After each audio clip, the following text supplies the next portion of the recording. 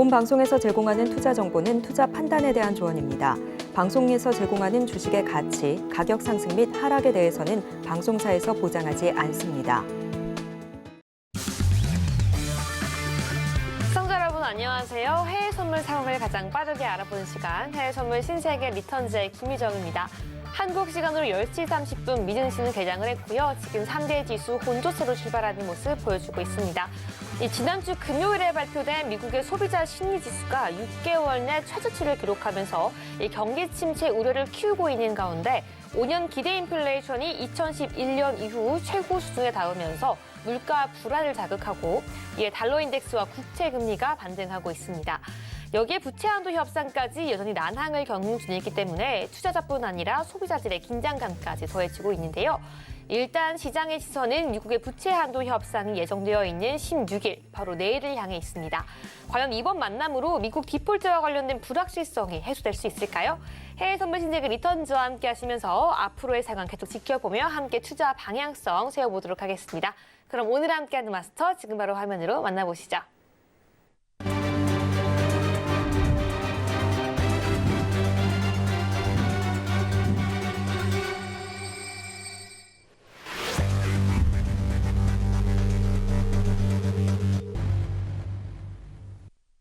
네, 한 주의 시장 월요일 성경 마스터와 함께합니다. 안녕하세요. 네, 안녕하세요. 네, 우리 시청자분들께도 인사 부탁드릴게요. 네.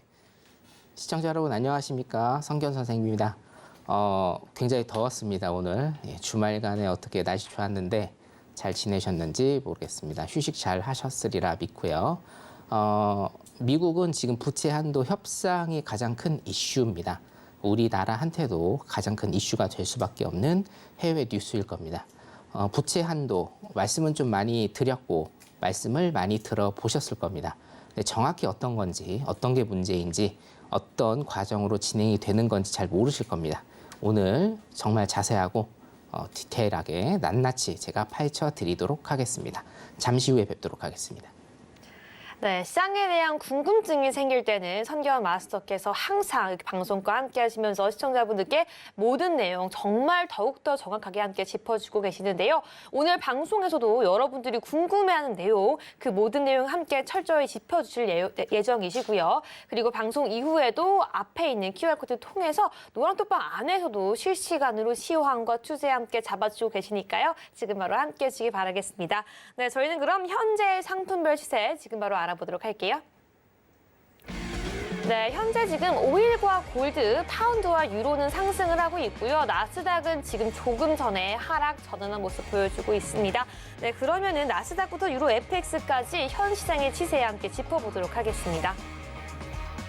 네, 먼저 나스닥 함께 살펴보도록 하겠습니다. 지금 1분봉 차트로 보고 있는데요. 풀이장에서는 소폭 상승한 모습 보여주고 있다가 개장한 15분 이후부터 지금 음봉이 연이어 나오면서 하락하고 있는 모습 보여주고 있습니다. 네, 지금 시장에서는 큰 폭의 하락은 아니지만 0.05%가량 하락하고 있고요. 네, 지금 계속 보합권에서 상승과 하락을 반복하고 있는 모습 보여주고 있습니다. 나스닥 현재 기준으로 13,390달러 선에서 거래가 되고 있는 모습 확인할 수 있습니다. 계속해서 오일도 함께 짚어보도록 할게요. 네, 오일 같은 경우 지금 분봉 차트 보고 있는데요. 일단 차트만으로도 굉장히 혼란스럽습니다. 일단은 0.84%가량 상승하면서 70.62달러 선에 움직이고 있는데요. 분봉상으로 정말 작은 파동이 계속 움직이고 있기 때문에 단기 트레이딩하는 시청자분들께는 굉장히 어려운 추세를 잡고 있는데요. 일단은 오일이 연이은 하락에 대해서 반발 매수세 보여주고 있고요. 지금 박스권 장세를 계속해서 보여주고 나가고 있는 모습 확인할 수가 있습니다. 계속해서 골드까지 한번 짚어보도록 할게요. 네, 골드 같은 경우에는 지금 22시 15분경 기점으로 저점을 찍고 다시 반등하려고 하는 모습 보여주고 있는데요. 큰 폭의 상승은 일어나지 않고 있습니다. 일단은 0.29%가량 상승을 하고 있고요. 지금 온스당 2025.6달러 선에서 거래가 되고 있습니다. 네, 오늘 계속해서 골드 움직임까지 잠시 뒤에 함께 알아보도록 할게요. 네, 마지막으로 유로까지 함께 짚어보도록 하겠습니다. 네, 유로 역시 계속해서 이렇게 좀 혼란스러운 모습, 이 상승과 하방의 압력 모두 받고 있는 모습 보여주고 있는데요. 지금 현재 기준으로 0.23%, 이 유럽장의 상승과 함께 유로도 상승하고 있는 모습 보여주고 있고요. 1.09005달러 선에서 거래가 되고 있는 모습까지 확인해 볼 수 있습니다. 네, 여기까지 주요 상품 시세 함께 알아봤습니다. 네, 오늘은 좀 특히 시장 굉장히 혼란스럽지 않나라는 생각이 개인적으로 드는데요. 오늘 나스닥부터 함께 선경 마스터와 함께 오늘 추세 알아보도록 하겠습니다. 네, 선경 마스터님, 오늘 시장 함께 보도록 할게요. 나스닥 먼저 보도록 할 텐데요. 분명히 오프닝 렌트를 할 때만 해도 나스닥이 보합권이지만 그래도 강보합권에서 유지가 되고 있었는데 지금 바로 하락 전환한 모습 보여주고 있습니다. 오늘 나스닥 어떻게 전략 세워봐야 될지 지금 바로 한번 알아볼게요.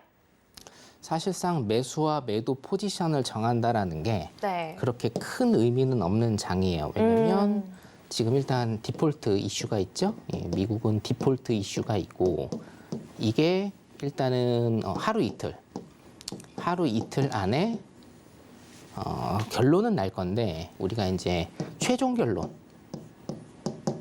결론까지는 일단은 시간이 조금 걸릴 거라고 보고요. 지금 16일 협상인데요. 16일 협상인데 이거는 퀘스천 마크가 좀 많이 붙습니다. 네. 자, 따라서 시장은 굉장히 지금 혼란스러운 상황이다 라고 보시면 돼요. 간단합니다. 왜냐하면 자, 시장은 혼란스러운 상황이기 때문에 캔들의 모양을 일단은 보시면 캔들의 크기죠. 캔들의 크기를 보시면요. 여러분 굉장히 작습니다. 그렇죠? 그리고 오늘은 지금 더 작아지고 있는 모습 일단은 보이고 있죠. 자, 그래서 사실은 어떤 매수 매도의 방향성을 논하기는 굉장히 조금 어려운데 한 가지 우리가 이제 힌트를 조금 얻을 수 있는 거는 뭐냐면 이게 일목균형선입니다. 일목지표고요. 일목균형표고 제 노란톡방에 계신 분들은 이 차트하고 똑같은 차트 로직을 제가 일단 올려드렸거든요. 그래서 선행스팬 1, 2입니다. 1, 2만 일단은 세팅을 하시면 여러분들 지금 보시는 이 차트하고 동일하게 일단은 보실 수가 있고 자, 우리가 아까 제가 9시부터 일단은 장을 봤는데 힌트를 하나 좀 얻을 수 있는 거는 있어요. 뭡니까? 일단은 매도 방향. 매도 포지션이 아직은 조금 유리해 보인다. 그렇죠? 왜냐하면 부채한도 협상이 어떻게 될지 모릅니다. 선례를 일단 보자라고 하면 거의 치킨 게임의 양상으로 갔거든요.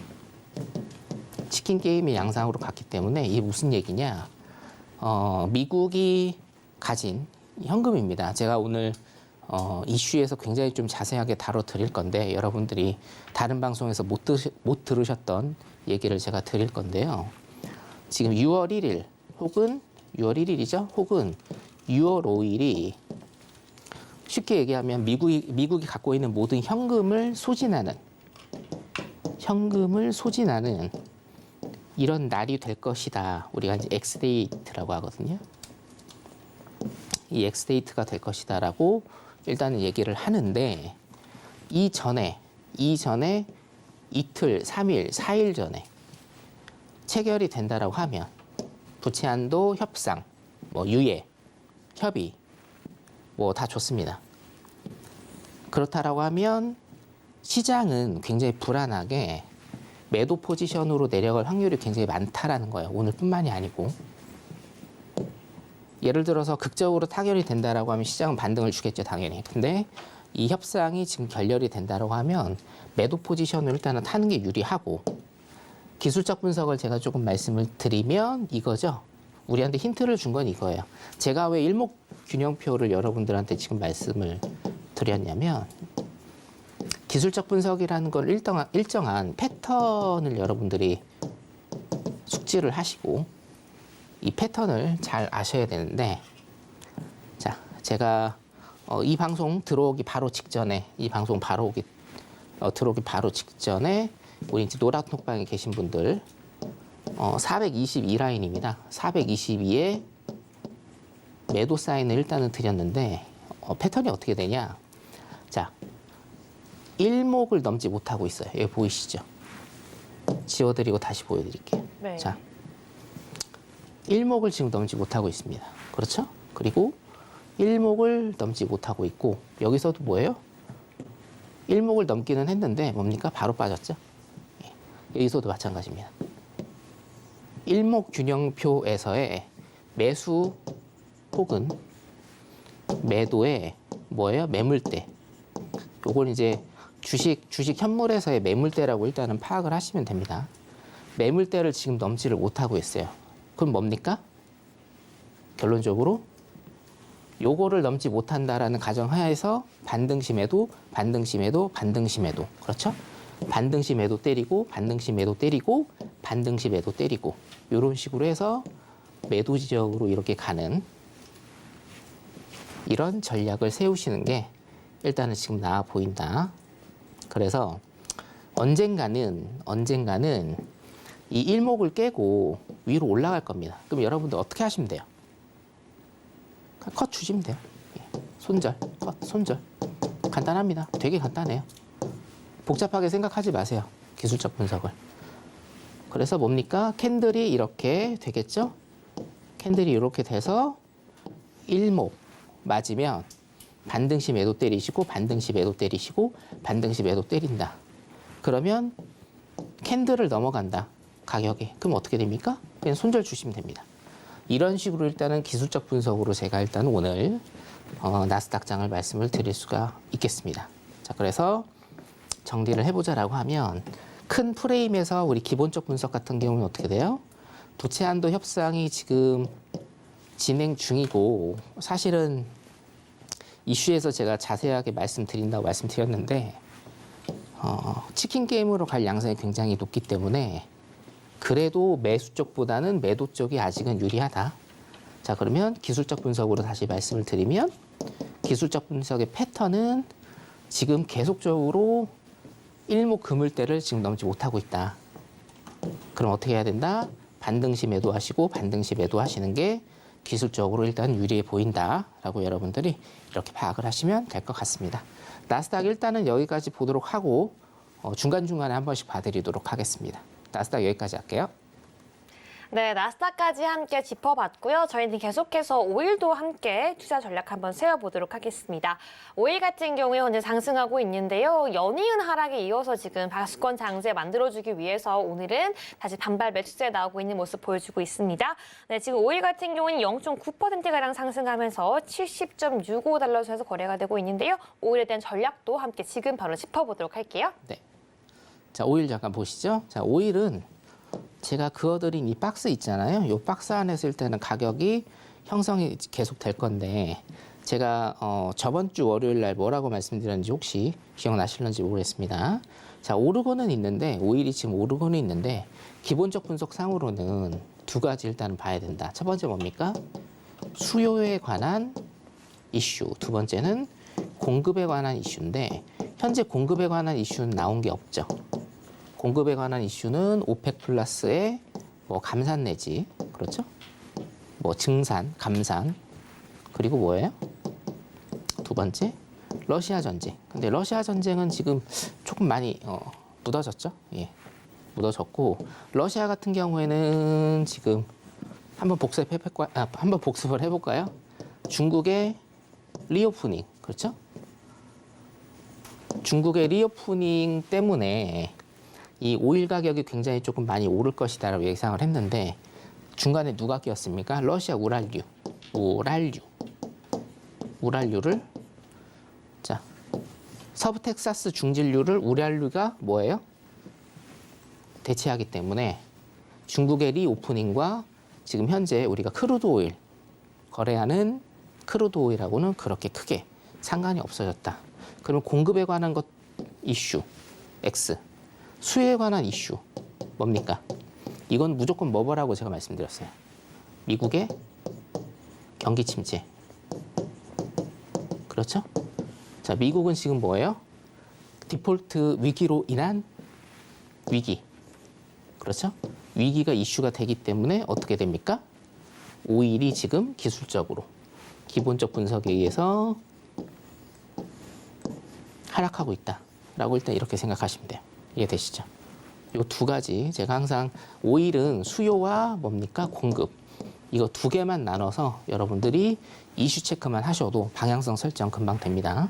자, 그래서 오일은 일단은 여기 지금 하락을 하고 있는 모습을 보이고 있고 오늘은 지지를 조금 했어요. 그렇죠? 오늘은 69.76달러 제가 항상 그어드리는 출연할 때마다 제가 갖고 오는 이 선들을 일단은 지지를 했는데 여러분들 항상 캔들을 보실 때는 이거를 보셔야 돼요. 캔들은 뭡니까? 종가를 보셔야 됩니다. 종가. 종가. 종가가 뭐예요? 끝나는 가격. 끝나는 가격을 보셔야 됩니다.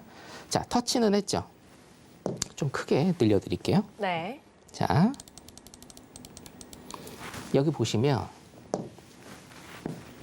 자, 터치는 했습니다. 제가 그어드린 선 밑으로 터치는 했죠. 근데 종가가 어디예요? 오늘 끝나지는 않았는데 현재 여기입니다. 종가는 위에요. 항상 종가를 보셔야 돼요. 캔들은 종가를. 이 꼬리 보시면 안 됩니다. 항상 종가 보십시오.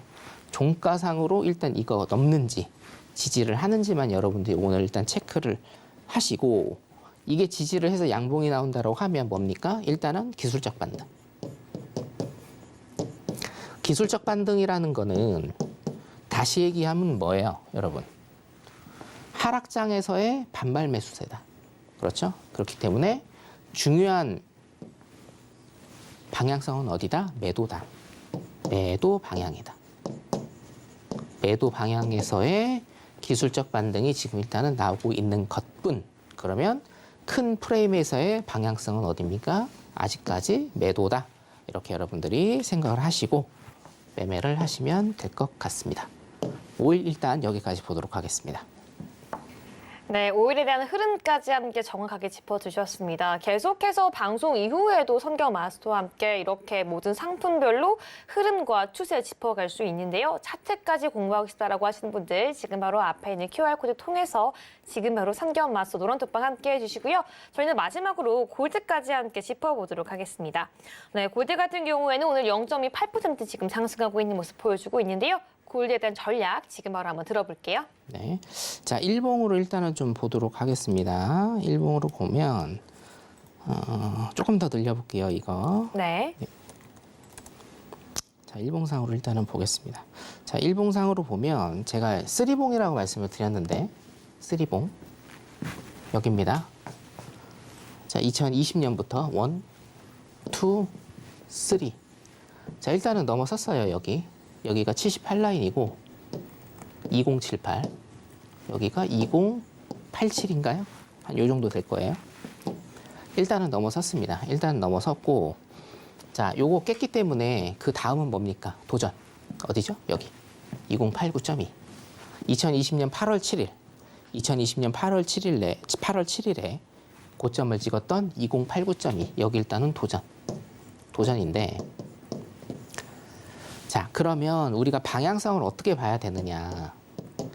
방향성 볼 때는 제가 항상 여러분들 지금 몇 달 전부터 제가 스탠딩을 하면서 항상 강조드리죠. 차트는 뭘로 이루어져 있다고요? 차트 분석을 할 때는 먼저 뭡니까? 기본적 분석이 우선이다. 그 다음에 뭐예요? 기술적 분석으로 들어가는 겁니다, 여러분. 무조건 차트 분석을 한다고 해서 기술적 분석을 먼저 하는 게 아니에요. 기본적 분석 먼저 하셔야 돼요. 자, 지금 골드는 상황이 어떨까요, 그러면? 기본적 분석으로. 골드 상황. 미국의 디폴트 이슈가 있습니다. 그렇죠? 미국의 디폴트 이슈가 있기 때문에 안전자산인 골드에 대한 수요가 지금 높아지고 있어요. 수요가 높아지니까 가격은 뭐예요? 단기적으로 디폴트 이슈가 사라지기까지 단기적으로 가격이 오를 가능성이 굉장히 높다라는 겁니다. 자, 그러면 현재 어떻게 돼요? 이거 깨졌죠? 전고점 이거 깨졌습니다. 깼습니다. 그 다음에 뭡니까? 도전은 2089.2. 여기 지금 3년 만에 일단은 도전을 하고 있다. 3년 만에. 그래서 이 선까지는 대충 가지 않을까. 일단 그렇게 보고 있고요. 분봉 잠깐 보도록 할게요. 네. 이걸 좀 지우고 분봉을 일단 보도록 하겠습니다. 네. 자, 고점이 일단은 85.4죠? 얼마 안 나왔어요, 여러분. 예, 85.4입니다. 분봉상으로 일단은 보면 이것도 지금 굉장히 매매하기는 힘들어요.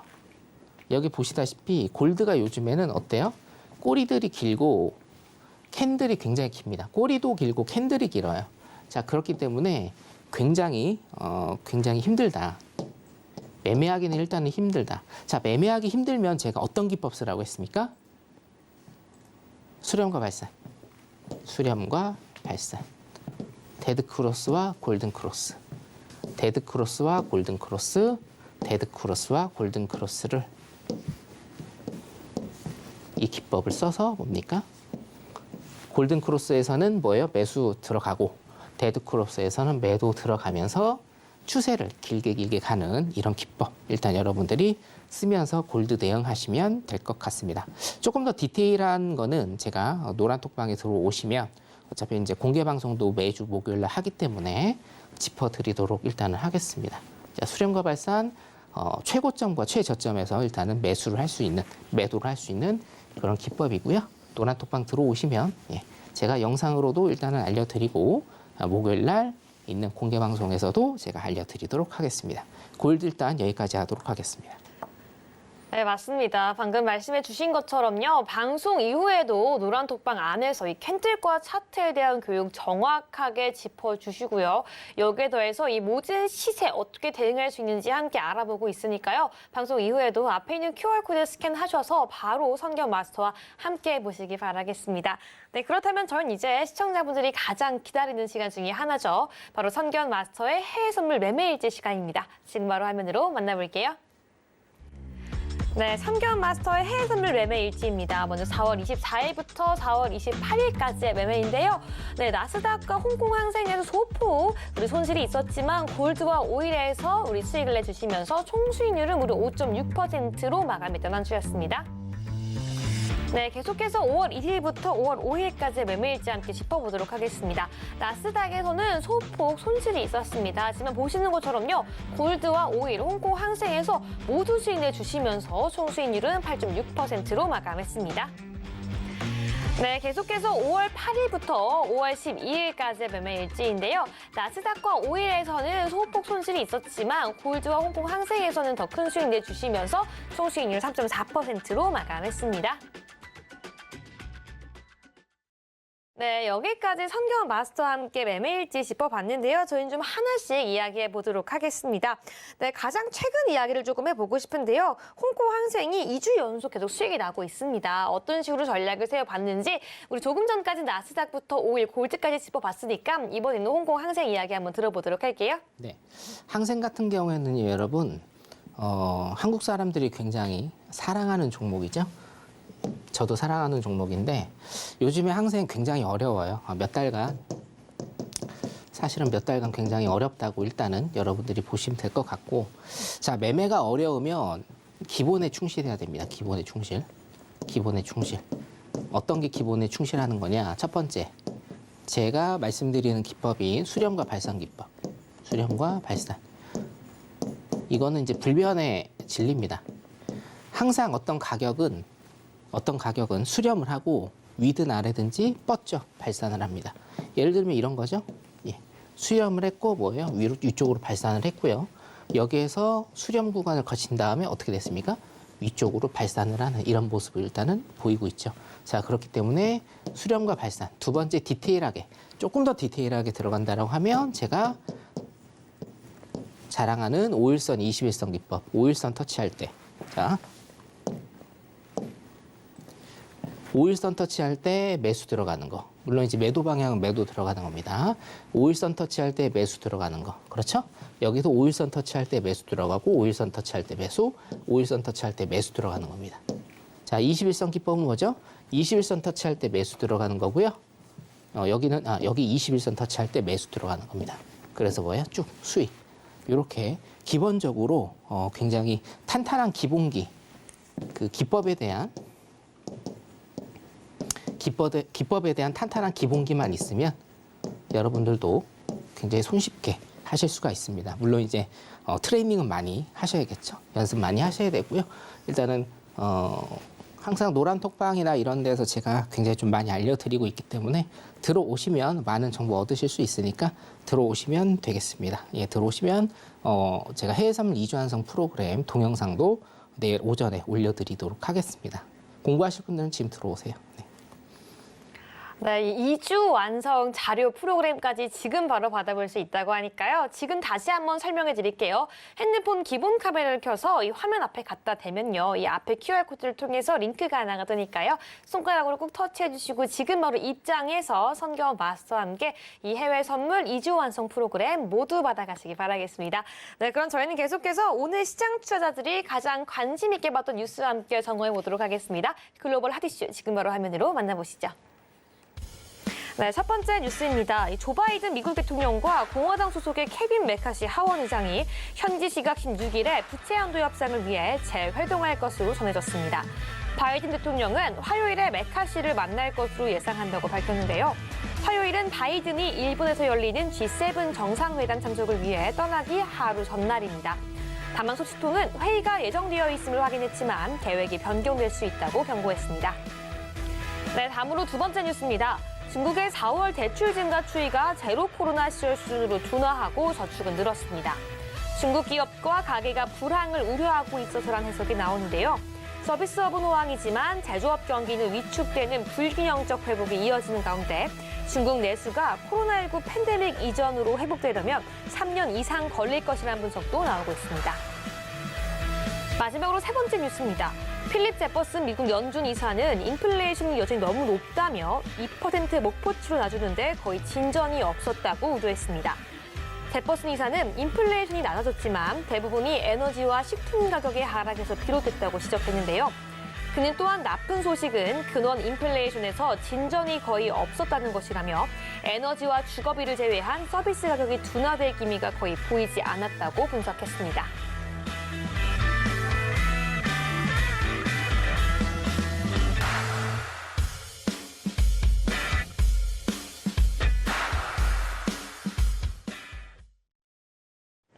네, 여기까지 글로벌 헤드라인 한번 점검해 봤는데요. 저희는 이슈 하나씩 선경 마스터와 함께 점검해 보도록 하겠습니다. 네, 첫 번째인데요. 이 16일입니다. 내일이죠. 미국에서는 부채 한도 협상을 위한 재회동을 갖는다고 하는데요. 하지만 그럼에도 불구하고 계획이 변경될 수 있다는 이슈까지 있습니다. 이 부채 한도 재협상 어떻게 될지 함께 전망해 보도록 할게요. 선경 마스터님. 네. 자, 제가 들어가기 전에 네. 말씀 하나 드릴게요. 오늘 네. 이슈가 세 개인데 첫 번째 이슈, 디폴트 이슈인데 이게 정말 중요하거든요. 네, 그렇죠. 그래서 혹시나 2번, 3번을 못하면 제가 노란 톡방에 올려드리거나 수요일 날 하거나 그러겠습니다. 네, 알겠습니다. 자, 첫 번째 들어갑니다. 자, 여러분들 부채 한도 협상, 디폴트 굉장히 많이 들어보셨을 거예요. 한 달 동안. 그리고 제 방송 들어보신 분들은 제가 2020년도부터 디폴트에 관해서 굉장히 많이 설명을 드렸습니다. 그런데 들어는 봤는데 이게 어떻게 되는 건지, 어떤 문제가 있는지, 제일 중요한 인사이트는 무엇인지에 대해서 여러분들 잘 모르실 거예요. 제가 지금부터 설명을 드리도록 하겠습니다. 잘 따라오시기 바랍니다. 자, 5월 초에 옐런 재무장관이 이런 인터뷰를 했어요. 미국 정부가 6월 1일 날 굳어날 수 있다. 요 얘기했고요.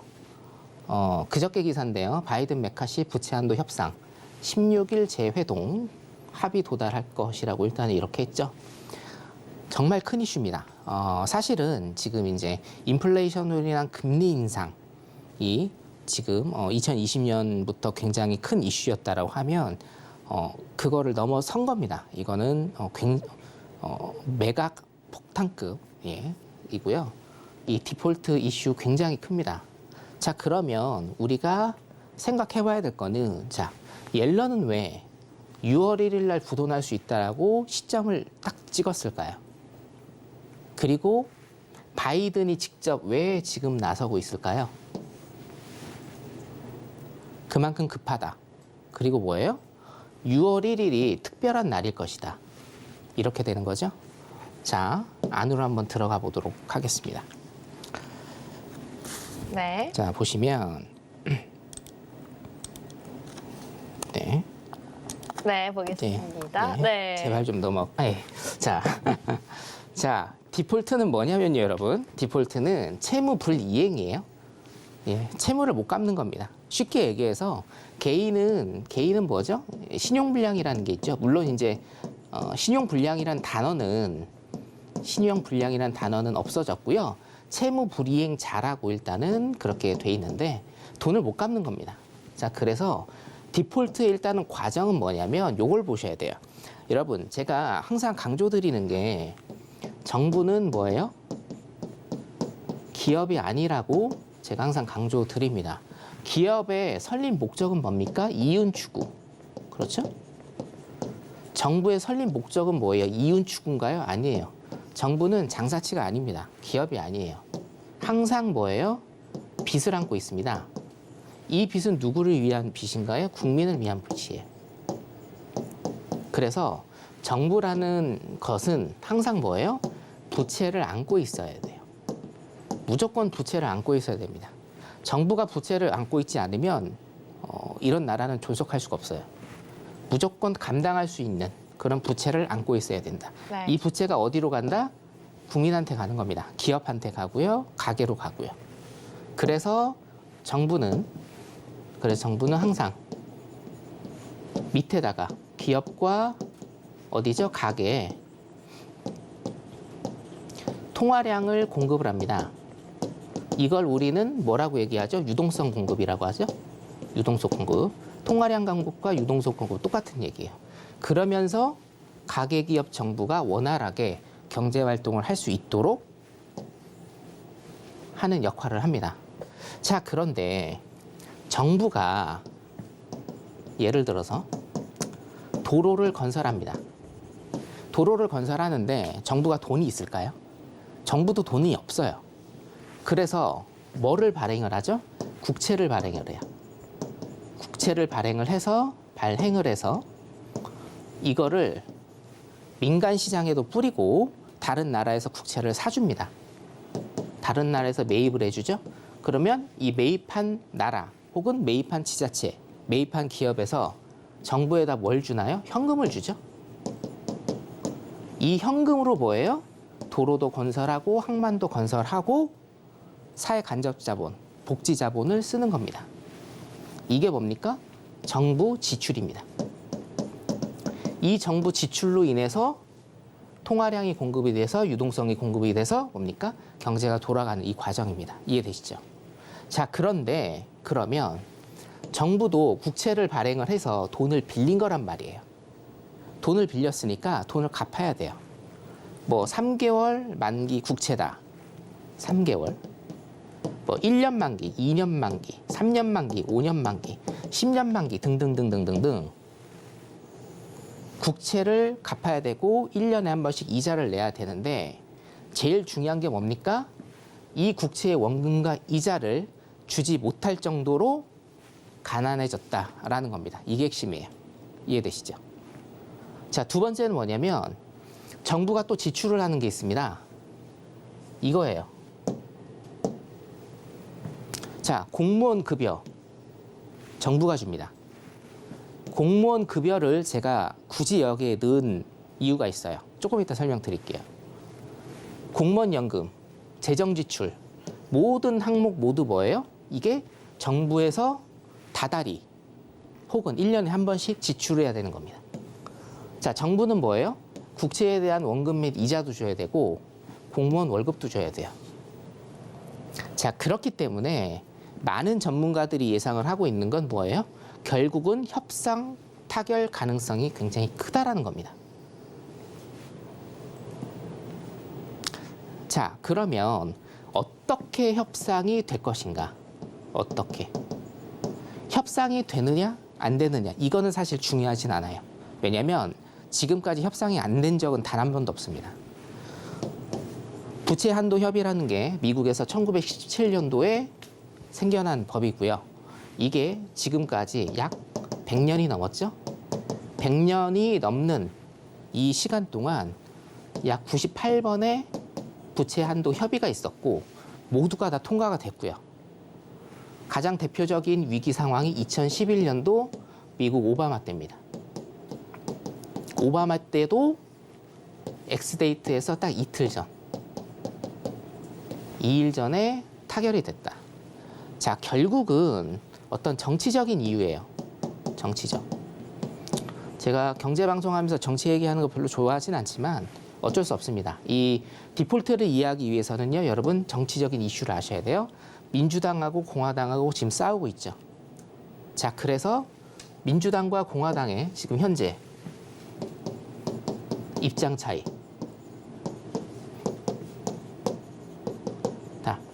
부채 한도를 늘려야 돼요. 부채 한도를 늘려야 됩니다. 지금 뭐예요? 돈을 다 썼기 때문에 한도를 늘려야 됩니다. 자, 그럼 민주당은 뭐라고 얘기하냐? 조건 없이 늘려라. 공화당은 뭐예요?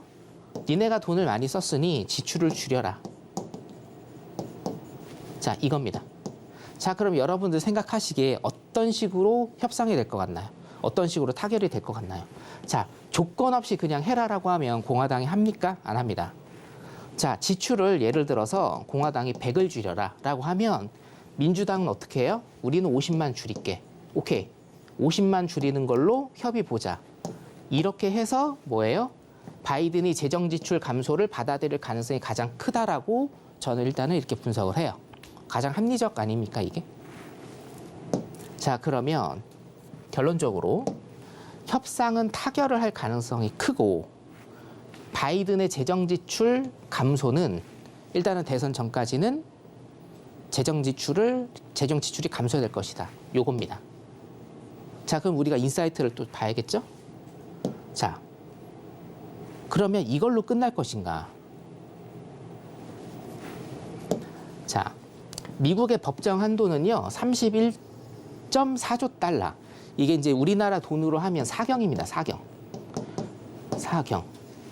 조경해 이렇게 나가잖아요. 사경이에요. 상상도 할 수 없는 돈입니다. 자, 그런데 미국은요, 이게 공식적인 거는 아닌데 여러 매체에서 일단 이렇게 얘기를 하고 있어요. 자, 31.4조 달러가 부채 한도예요. 이 부채 한도가 미국은요, 지금 올해 1월 5일에 이 부채 한도의 선을 딱 크로스했다. 여기까지 딱 맞다 왔다라고 일단은 그렇게 보고 있습니다. 자, 그러면 보세요. 여기까지 부채를 올리려면, 여기까지 부채가 플러스가 되려면 뭐를 발행해야 돼요? 미국은 국채를 발행해야 되는데 국채를 지금 뭐예요?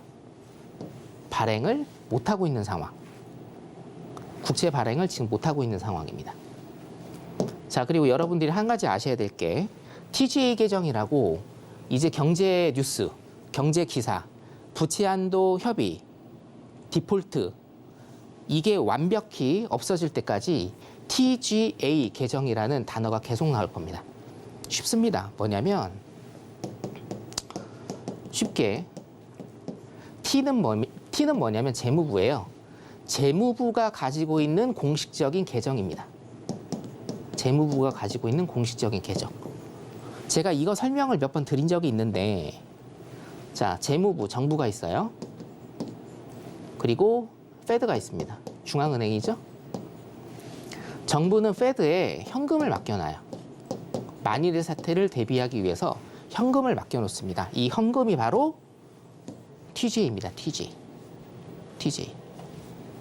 자, 그러면 TGA 개정이라는 게 지금 왜 나오는 것이냐? 자, 보세요.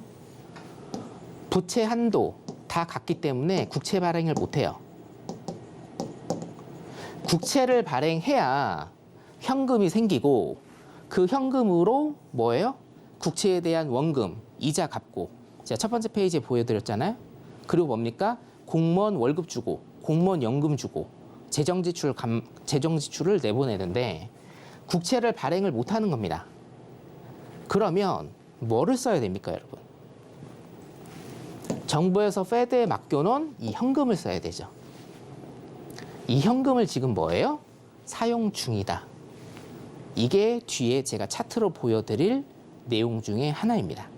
자, 그러면 여기에서 우리가 느낄 거는 뭡니까? 얼마나 미국이 지금 돈이 없는가? 그리고 얼마나 급박한 상황인지를 여러분들도 좀 느끼셔야 된다는 거예요. 그래서 디폴트 이슈는요, 디폴트가 해결됐다고 해서 끝나는 게 아니에요. 오히려 디폴트 이슈가 해결이 되고 유예가 되면 그때부터 다시 시작일 수가 있는 겁니다. 자, 그래서 미국은 지금 어떻게 돼 있냐면요, 각종 연기금 투자, 상환, 그리고요, 재투자를 중단을 시키고 있다. 자, 그러면 요거 셧다운이라는 거 혹시 들어보신 적 있는지 모르겠는데, 자, 국채 원금과 국채 이자를 갚아야 됩니다, 여러분. 먼저 갚아야 돼요, 이거를. 자, 그러면 셧다운은 뭐예요, 여러분? 문을 닫는 거예요. 어디 문을 닫느냐? 쉽게 얘기해서 경찰서, 소방서, 그리고 정말 필요한 공공기관을 제외하고 정부기관이요. 다 문을 닫습니다. 일정 기간 동안. 왜 닫을까요? 왜 닫을까요? 일단은 좀 돈이 없고 할 수 없으니까 닫는 거 아닐까요? 네, 맞습니다. 네. 정확히 말씀드리면 공무원들 월급을 안 주는 겁니다. 공무원들 월급을 안 줘서 그 월급으로 뭐예요? 국채 원금과 이자를 그냥 갚아버리는 거예요. 이게 뭡니까? 셧다운입니다. 그래서 디폴트 전에는 항상 뭐가 오냐면 셧다운이 옵니다. 그래서 시간을 버는 거예요. 이해되시죠? 자, 이게 뭐예요? 디폴트로 가는 프로세스. 자, TGA 현금에 관해서 일단은 제가 말씀을 좀 드리면 이거 뭡니까? 정부, 재무부가 가지고 있는 현금이다. 현금이다. 자, 1917년대 이후에 98번 부채 한도 상향 및 유예를 했습니다. 한 번도 디폴트가 난 적은 없어요. 근데 뭐예요? 2011년도하고 똑같이 지금은 치킨 게임으로 계속 가고 있다. 그리고 뭡니까? 현재 현금은 굉장히 빠른 속도로 소진 중이다. 여기 보이시죠? 네. TGA 현금입니다. 굉장히 빠른 속도로 지금 줄어들고 있다. 자, 일단은 제 시나리오는 이겁니다. 바이든이 일단은 양보는 할 거예요. 아까 제가 말씀드렸잖아요. 재정 지출을 일단은 줄일 겁니다. 그러면 이게 디폴트 이슈만이 이슈가 아니라 그 뒤에 뭐가 있느냐. 재정 지출을 줄여요, 여러분. 재정 지출을 줄이면 시장에 돈이 덜 뿌려집니다. 그럼 어떻게 돼요? 미국의 경제 성장률이 둔화될 가능성이 굉장히 높습니다. 이것도 제가 뒤에서 차트로 일단은 보여드릴 겁니다. 자, 미국의 회계연도는요. 보세요. 미국의 회계연도는 9월 30일에 끝납니다, 여러분. 우리나라 회계연도는 어떻게 돼요? 1월 1일에 시작해서 12월 31일이죠. 미국은 달라요. 10월 1일 날 시작해서 언제 끝납니까? 다음 년 9월 30일에 끝납니다. 자, 그럼 무슨 얘기냐면 10월 1일 전에 예산안이 확정이 돼야 돼요. 우리나라도 마찬가지죠. 내년 쓸 예산안이 회계연도 전에 확정이 돼야 됩니다. 자, 지금 5월 중순이에요, 여러분. 10월 1일 한 4달 남았나요? 미국은 시간이 그렇게 많지 않아요, 지금. 자, 바이든의 양보로 재정 지출이 줄어듭니다. 그럼 뭐예요? 경제 성장률이 낮아지겠죠. 경제 성장률이 낮아지면 안 되니까 또 내년에 대선이 있잖아요. 경기 회복을 위해서 뭐를 하겠어요? 금리 인하 압박이 거세질 수밖에 없다. 이게 제일 중요하다. 지금은 뭡니까, 여러분? 긴축 정책을 계속적으로 써야 됩니다. 아직 인플레이션이 미국에서 잡힌 게 아니기 때문에 긴축 정책을 계속적으로 써야 되는데 이게 뭐예요? 금리 인하를 해버리면 뭐라고 제가 이거 말씀드렸어요? 금리 인하를 여기에서 돌려버리면 이게 뭐라고요? 이게 스태그플레이션이에요.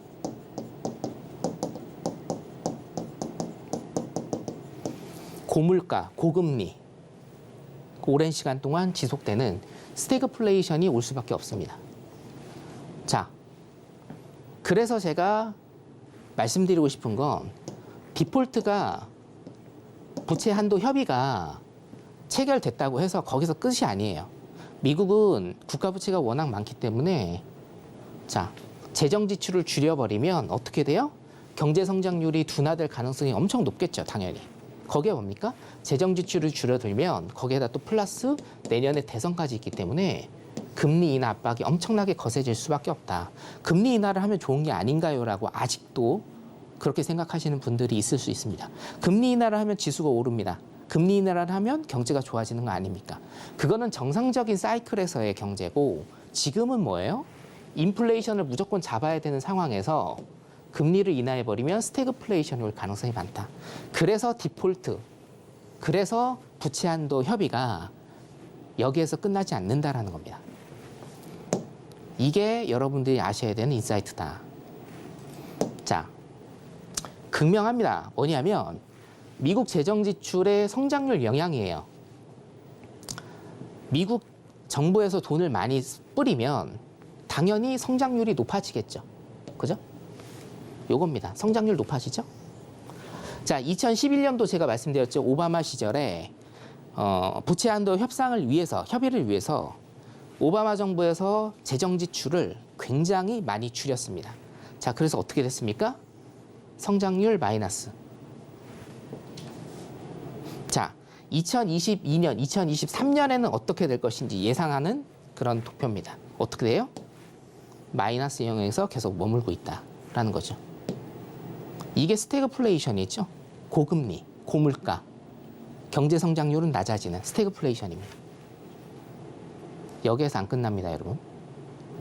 자, 그렇기 때문에 쓸데없이 넘어갔네요. 자, 그렇기 때문에 지금 네.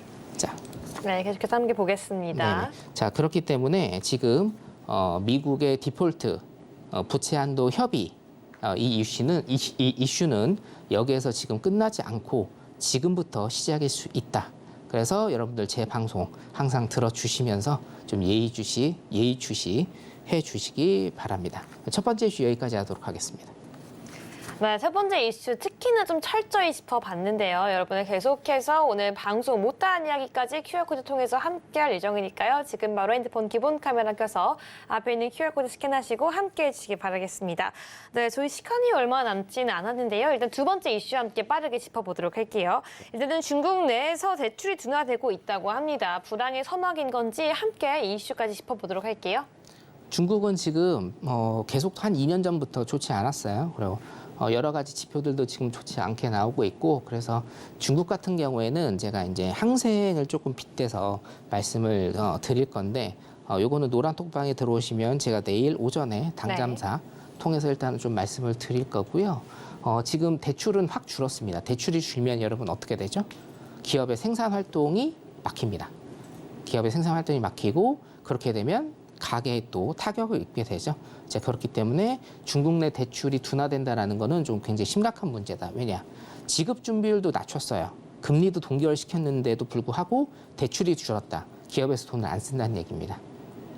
향후에 이 돈을 갚을 능력이 안 된다고 판단하는 거죠. 자, 그렇기 때문에 중국 같은 경우에는 제가 중국하고 홍콩하고 똑같습니다. 중국하고 홍콩 그리고 항생 같은 경우에는 제가 조금 심도 있게 일단은 그 노란톡방에 들어오시면 말씀을 일단 드리도록 하고요. 중국도 일단은 지금 여러 가지 상황을 보면 미국 국채를 계속 팔고 있거든요. 현금이 필요해서 파는 겁니다. 현금이 필요해서 중국 내부에서도 지금 돈이 조금 부족하다. 일단 이렇게 보이고 더 깊은 얘기는 노란톡방 들어오시면 제가 해드리도록 하겠습니다. 네, 감사합니다. 두 번째 이슈까지 함께 짚어봤고요. 못다한 이야기는 계속 노란톡방 안에서 이야기할 예정입니다. 오늘 지금 바로 함께하기 위해서는요. 핸드폰 기본 카메라 켜서 앞에 있는 QR코드 스캔하시고 지금 바로 들어오셔야 하니까요. 바로 들어오셔서 함께 체크해 주시기 바라겠습니다.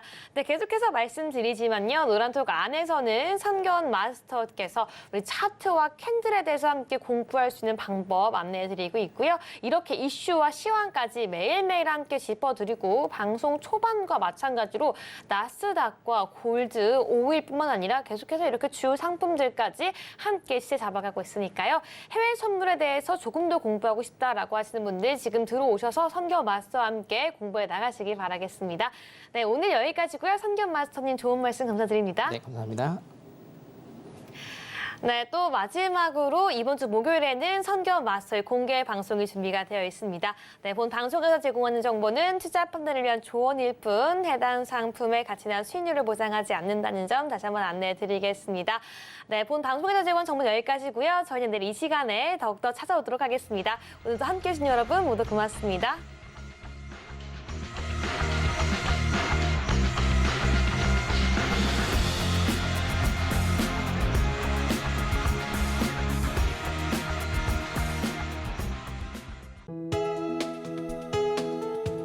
본 방송에서 제공하는 투자 정보는 투자 판단에 대한 조언입니다. 방송에서 제공하는 주식의 가치, 가격 상승 및 하락에 대해서는 방송사에서 보장하지 않습니다.